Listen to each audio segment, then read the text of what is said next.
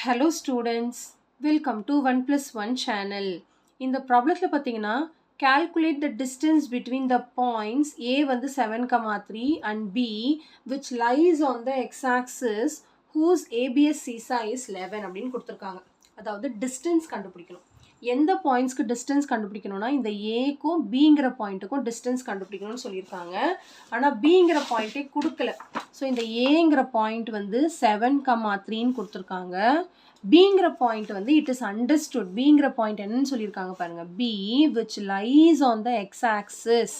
அதாவது பி வந்து எக்ஸ் ஆக்சிஸில் லை ஆகுதுன்னு சொல்லியிருக்காங்க. Whose abscissa is 11. ஏபிஎஸ் சீசானா எக்ஸோட value 11.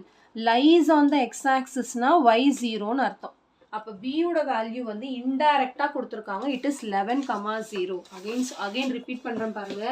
which lies on the x-axis. x-axisல ஒரு பாயிண்ட் லை ஆகுது அப்படின்னா y-யோட வேல்யூ வந்து 0வா இருக்கும். For example 2,0. அந்த ஏபிஎஸ் சிசா தான் 11ன்னு கொடுத்துருக்காங்க. அப்போ 11,0ன்னு அர்த்தம். சரிங்களா?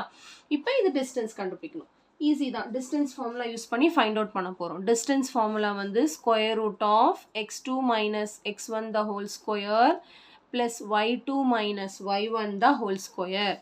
ஏபியோட டிஸ்டன்ஸ் கண்டுபிடிக்க போகிறோம். ஸோ இது x1 y1, இது வந்து x2 y2. So x2 minus x1. அப்போ 11 மைனஸ் 7 த whole square plus y2 minus y1. அப்போ 0 minus 3 the whole square.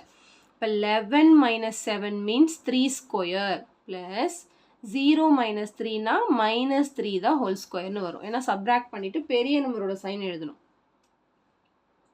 11 minus 3 வந்து 4 தானே வரும். சாரி 3 வராது. I'm so sorry. 11 minus 7 வந்து 4 வரும். அப்போ 4 ஸ்கொயர் பண்ணால் 4 4s are 16 plus minus 3 square பண்ணால் minus 3 into minus 3 becomes plus 9. Minus into minus plus 3 3s are 9. So ரெண்டுத்தையும் ஆட் பண்ணும்போது நம்மளுக்கு 25 கிடைக்கும். ரூட் 25ஓட வேல்யூ வந்து 5 5s are 25.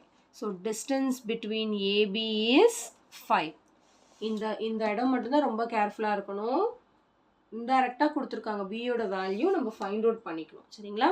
ஸோ ரொம்ப சிம்பிள் கான்செப்ட் தான். கண்டிப்பாக இந்த சம் நல்லா உங்களுக்கு கிளியராக அண்டர்ஸ்டாண்ட் ஆயிருக்கும்னு நினைக்கிறேன்.